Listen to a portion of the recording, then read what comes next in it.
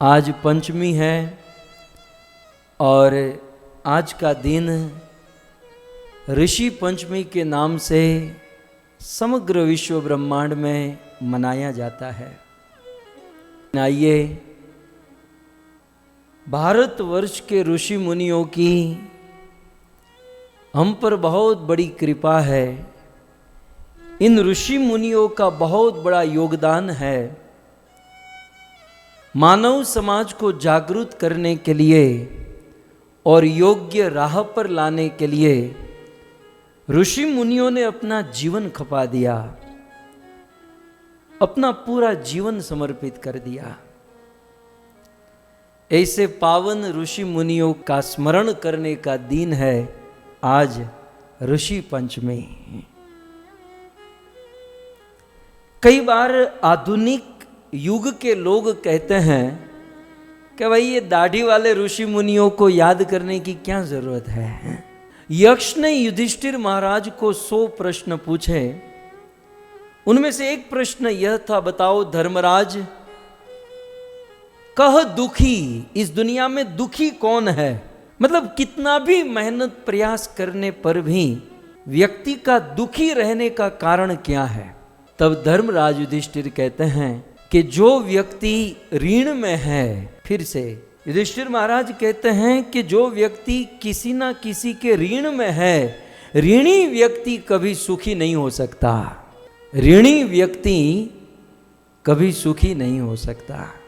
और हम हमारे जीवन की ओर दृष्टि करें, रात दिन मेहनत करने के बाद भी हमारे जीवन में कुछ असंतोष है, कुछ कमी है, तो इसका अर्थ यह है कि हम किसी ना किसी के ऋण में बंधे हुए हैं, फंसे हुए हैं।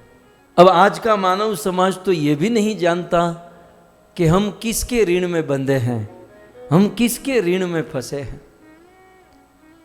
श्रीमद् भागवत के एकादश स्कंद के 5वें अध्याय के 41वें श्लोक में 11:5:41 श्री नारद मुनि उपदेश देते हुए कहते हैं कि इस दुनिया में प्रत्येक व्यक्ति के ऊपर 5 लोगों का ऋण होता है। देवर्षि भूताप्त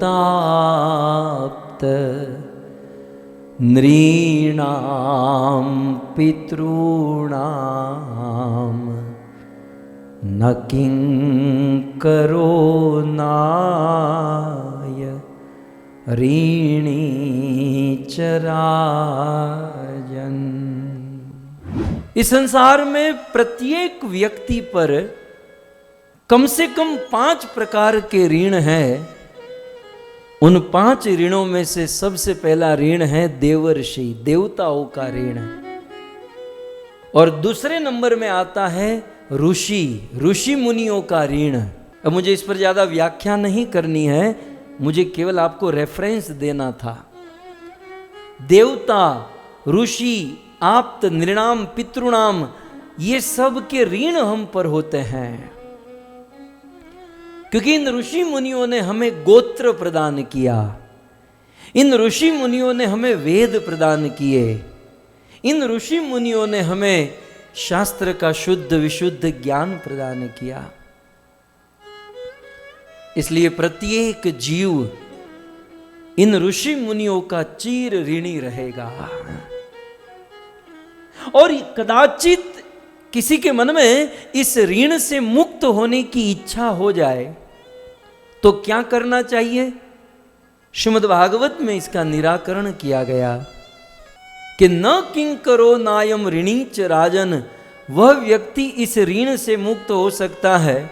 कौन? सर्वात्मना यह शरणम शरण्यम गतो मुकुंद परिहर्त्य करतम।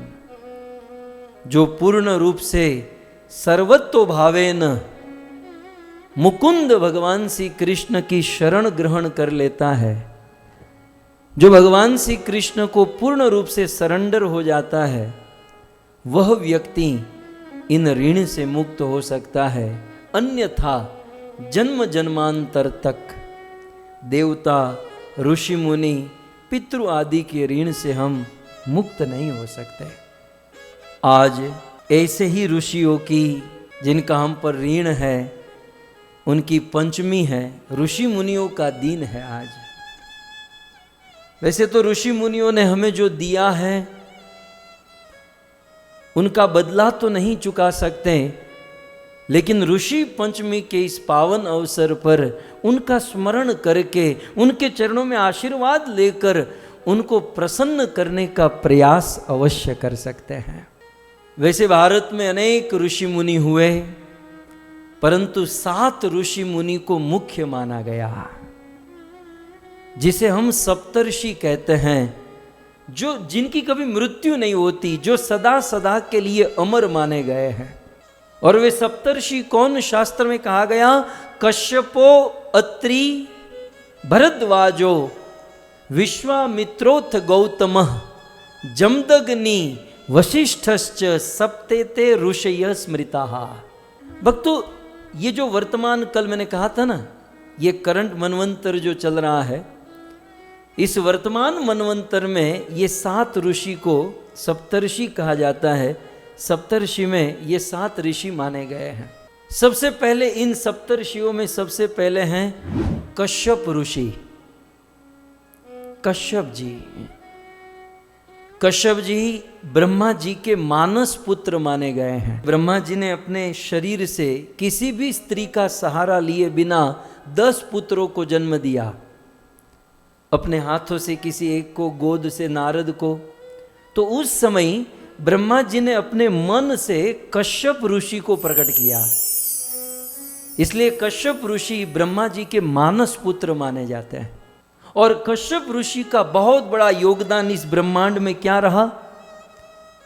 इस ब्रह्मांड का निर्माण करने के पश्चात प्रजा की उत्पत्ति करने के लिए कश्यप ऋषि का बहुत बड़ा योगदान।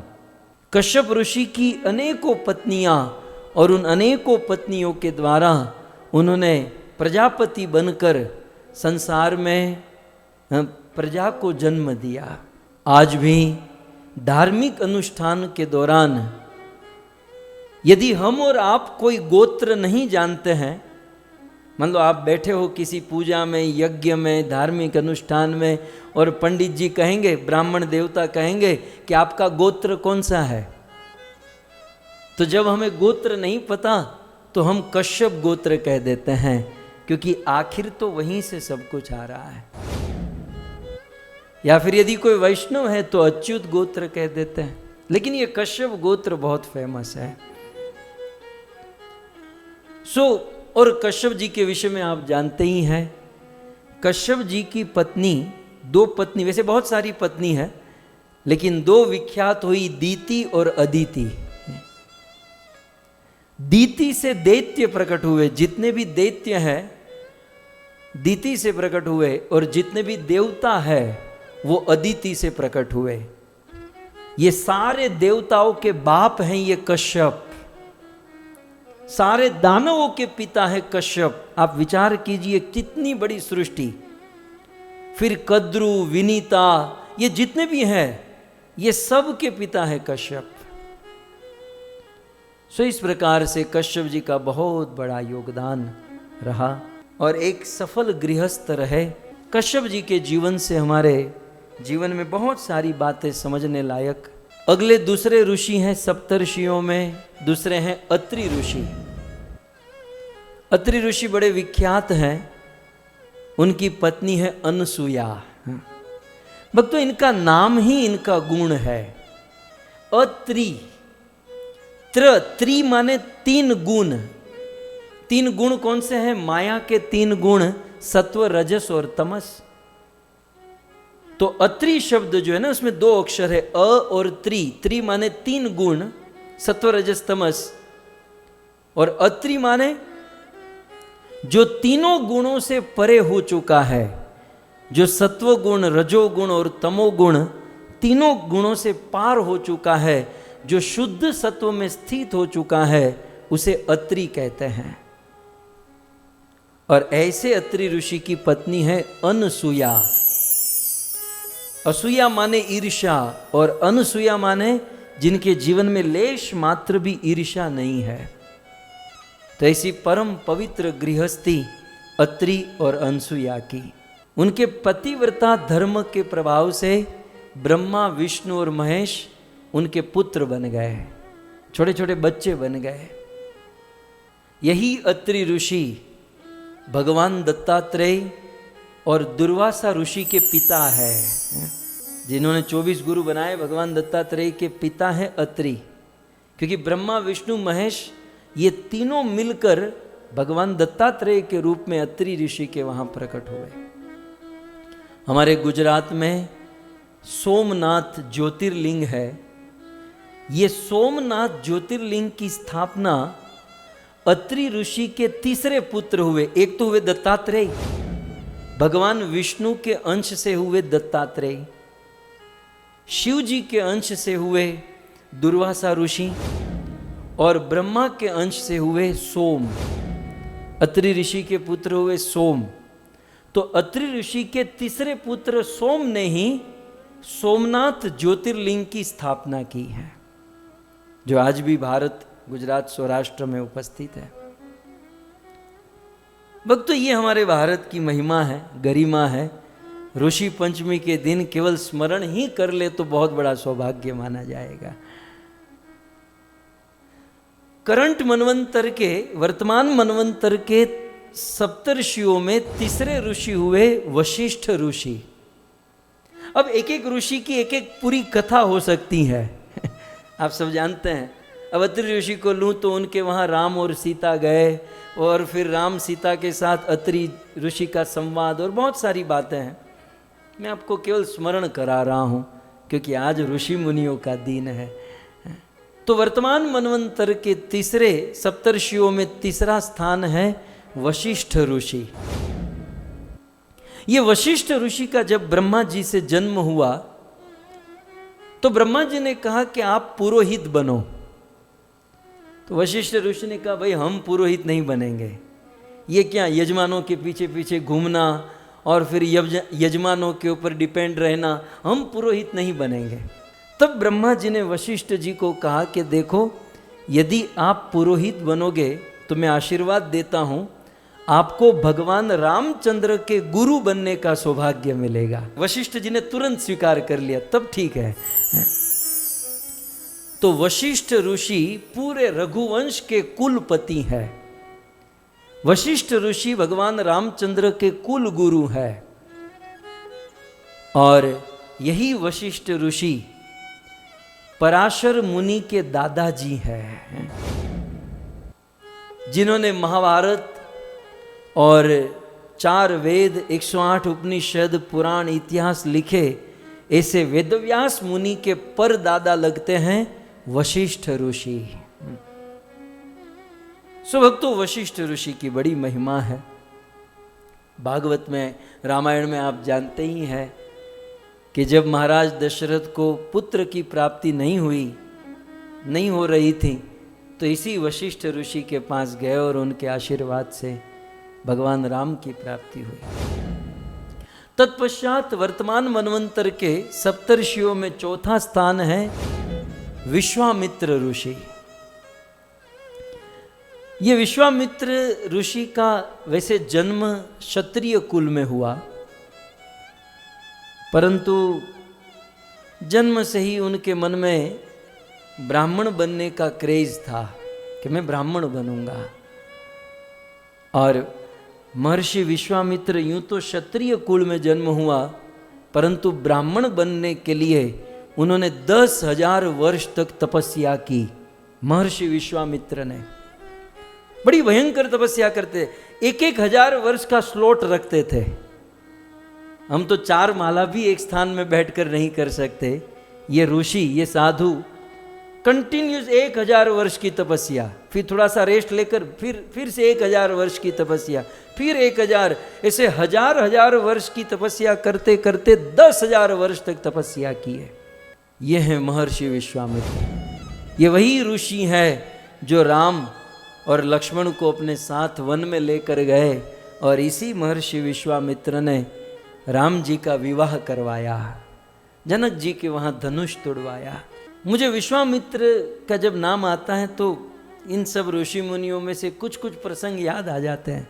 रामायण में ऐसा वर्णन है कि विश्वामित्र राम और लक्ष्मण को ले गए, ताड़का का वध कराया, सुबाहु को मरवाया, मारीच को दूर फेंकवाया, फिर राम जी के चरणों से अहल्या का उद्धार करवाया और चारों भाइयों का विवाह जनक की कन्याओं के साथ कराया। इस महर्षि विश्वामित्र ने क्या नहीं किया। राम जो केवल अयोध्या में उनका परिचय था, उस राम को त्रिभुवन में विख्यात कर दिया इस साधु ने, इस महर्षि विश्वामित्र ने। लेकिन दिल को छूने वाली बात तो यह है कि इतना कुछ रघुकुल के लिए महाराज दशरथ और भगवान रामचंद्र के लिए किया, और राम और लक्ष्मण को लेकर अयोध्या में वापस लौटे, और कुछ दिन वहाँ रहकर जब अपने आश्रम में वापस जा रहे थे, महाराज दशरथ अपने पूरे परिवार के साथ मिलकर विश्वामित्र के चरणों में बैठ गए और कहा, महाराज ये मेरा घर, ये मेरा धन, ये मेरी संपत्ति, ये मेरा पूरा समाज आपका है, क्योंकि आपने जो मुझे दिया है उसके बदले में हम क्या कर सकते हैं। लेकिन हे महर्षि विश्वामित्र जी, आपको दशरथ का जो कुछ भी दिख रहा है ये सब कुछ आपका है, आपको जो चाहिए वह ले लो, हम बड़े प्रसन्न होंगे। राजा दशरथ ने अपना सब कुछ समर्पण किया, लेकिन ये साधु एक फूटी कौड़ी लिए बिना खाली हाथ महाराज दशरथ के घर से निकल गए, और दुखी होकर नहीं। आजकल भूदेव ब्राह्मण को थोड़ी कम दक्षिणा मिलती है ना, तो बड़े दुखी हो जाते हैं। तो महर्षि विश्वामित्र का बहुत सुंदर ये प्रसंग है, खास करके हम भक्तों को समझने लायक, कि इस साधु ने इतनी इतनी मेहनत की, इतना कुछ काम किया, खाली हाथ दशरथ के वहां से निकले, लेकिन मन में अत्यंत प्रसन्नता थी। और प्रसन्नता किस बात की थी? राजा दशरथ की भक्ति का स्मरण करते हुए खुश हो रहे थे कि जो भी हुआ दशरथ के हृदय में भक्ति बहुत है। और इस साधु को प्रसन्नता किस बात की थी? राम और सीता को मिलाने की प्रसन्नता। राम भगवान है, सीता भक्ति स्वरूपा है। भक्त और भगवान को मिलाने की जो आनंद, जो प्रसन्नता विश्वामित्र के हृदय में थी, वो राजा दशरथ के धन संपत्ति के सामने कुछ नहीं थी। सो इस प्रकार से महर्षि विश्वामित्र सप्तर्षियों में चौथे ऋषि माने गए हैं। सप्तर्षियों में पांचवें ऋषि है गौतम। गौतम ऋषि न्याय शास्त्र के पंडित कहे जाते हैं। संस्कृत में न्याय होते हैं, बहुत सारे न्याय, जैसे हम लोग प्राय इस्तेमाल करते हैं कैमुत्य न्याय, अर्धकुकुट न्याय, है ना। तो ये गौतम ऋषि न्याय शास्त्र के पंडित माने जाते हैं, और ये रसायन विज्ञान के विभिन्न अंगों में पारंगत है। इसी गौतम ऋषि की कन्या, इसी गौतम ऋषि की पुत्री हुई अंजनी, और अंजनी के पुत्र हुए हनुमान जी महाराज। तो ये गौतम ऋषि के क्या कहेंगे ग्रैंड सन, उनकी बेटी के बेटा है श्री हनुमान जी महाराज। तो रिलेशन की दृष्टि से हनुमान जी महाराज के नाना लगते हैं गौतम ऋषि। अब देखिए ये साधुओं ने क्या दिया, इन साधुओं ने हमें हनुमान जी को दिया, इन साधुओं ने हमें दत्तात्रेय दिया, इन ऋषियों ने हमें सोम, इन ऋषियों ने हमें क्या कुछ दिया। फिर आगे चलकर सप्तर्षियों में छठा स्थान है जमदग्नि ऋषि। ये जमदग्नि ऋषि रुचिक ऋषि के पुत्र थे। थे कहना भी अपराध है क्योंकि ये तो अमर है। और रुचिक ऋषि की पत्नी सत्यवती, रुचिक ऋषि ब्राह्मण थे और उनकी पत्नी सत्यवती क्षत्रिय राजा की बेटी। किस राजा की बेटी? गाधी, महाराज गाधी की बेटी थी। सो सत्यवती के मन में संतान प्राप्ति की इच्छा हुई और रुचिक ऋषि ने कहा कि ठीक है, कल यज्ञ करेंगे, संतान प्राप्त होगी। तब तक सत्यवती ने अपनी माँ को बुला लिया और सासू जी ने कहा कि दामाद जी यज्ञ कर ही रहे हो तो हमारे लिए भी कर दीजिए, क्योंकि हमें भी कोई बेटा नहीं है। रुचिक ऋषि की पत्नी सत्यवती और उनकी सास दोनों यज्ञ में बैठे और यज्ञ समाप्त होने पर चरु प्रकट हुआ। रुचिक ऋषि ने दोनों को चरु दे दिए, बोले इसे ग्रहण कर लीजिए। स्नान करने चले गए। अब यहां थोड़ी सी गड़बड़ हो गई। सत्यवती की मां सत्यवती से कहती है, बेटा संसार तो स्वार्थ से भरा हुआ है, इस दुनिया में कहीं ना कहीं स्वार्थ तो देखा ही गया है। तुम्हारे पति ने तुम्हारे लिए जो चरु बनाया होगा वो उत्तम गुण वाले पुत्र की प्राप्ति वाला बनाया होगा, और मेरे लिए थोड़ा सा ढीला, ऐसा कुछ था नहीं, लेकिन अब माताओं की थोड़ी बुद्धि विशेष चलती है। तो बेटा एक काम करो, हम क्षत्रिय राजा हैं, हमें प्रजा को संभालना होता है, हमें गुणवान पुत्र की आवश्यकता है। बेटा एक काम करो, तुम्हारा चरु मुझे दे दो और मेरा तुम रख लो। अब बेटी अपनी माँ से क्या मना करे, बोले ठीक है मेरा आप रख लीजिए। अरस परस हो गया, चरु ग्रहण कर लिए। और 2-5 दिन के बाद सत्यवती अपने पति रुचिक ऋषि से कहते हैं, पतिदेव एक मजे की बात बताऊं। ऐसा किया, ऐसा एक मजे की बात बताऊं। बोले बोलो। बोले उस दिन आपने जो चरु दिए थे ना मुझे और मेरी माँ को, तो हमने वो बदल दिए हैं, कर्म फूटे तुम्हारे हैं। रुचिक ऋषि ने बड़ा अफसोस किया। बोले ये सब करने की क्या जरूरत थी। बोले इससे क्या होगा।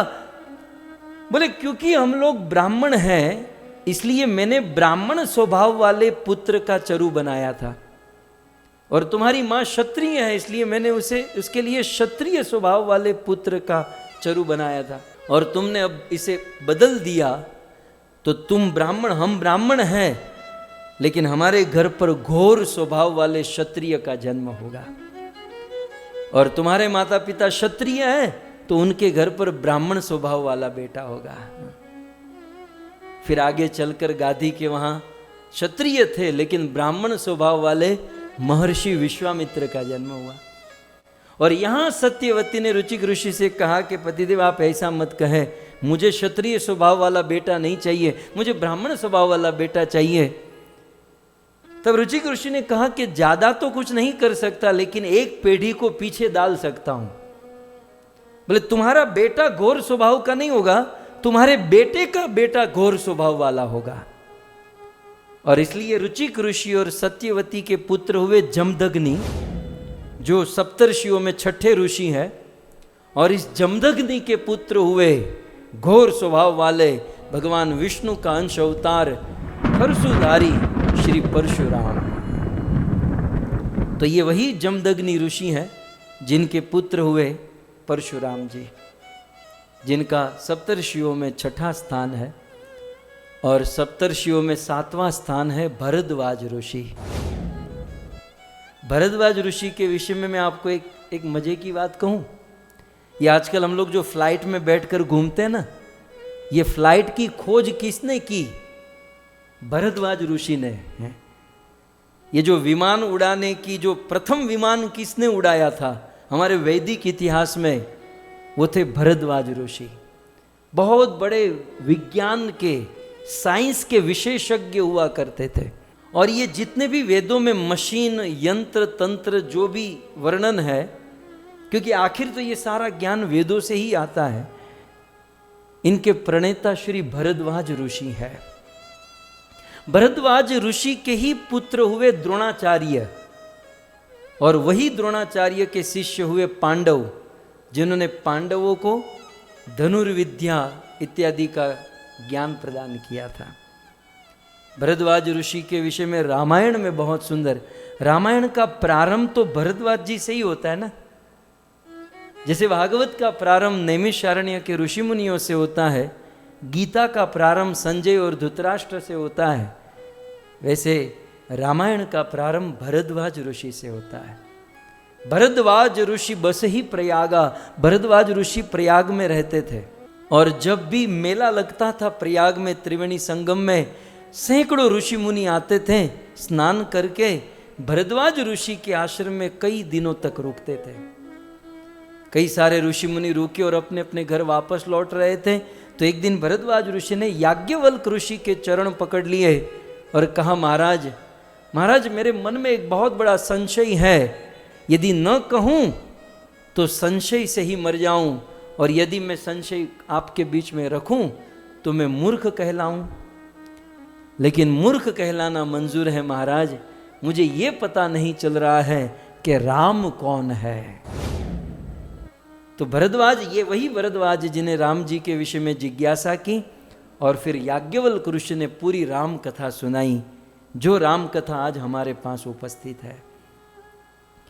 तो इस प्रकार से ये 7 ऋषि मुनि हैं, जिसे सप्तऋषि कहा जाता है, कश्यप, अत्रि, भरद्वाज, विश्वामित्र, गौतम, जमदग्नि और वशिष्ठ। तो ऐसे ऋषि मुनियों की आज पंचमी है। इन ऋषि मुनियों का स्मरण करना चाहिए, इन ऋषि मुनियों से कृपा की याचना करनी चाहिए। मानव समाज इन ऋषियों का चिर ऋणी रहेगा।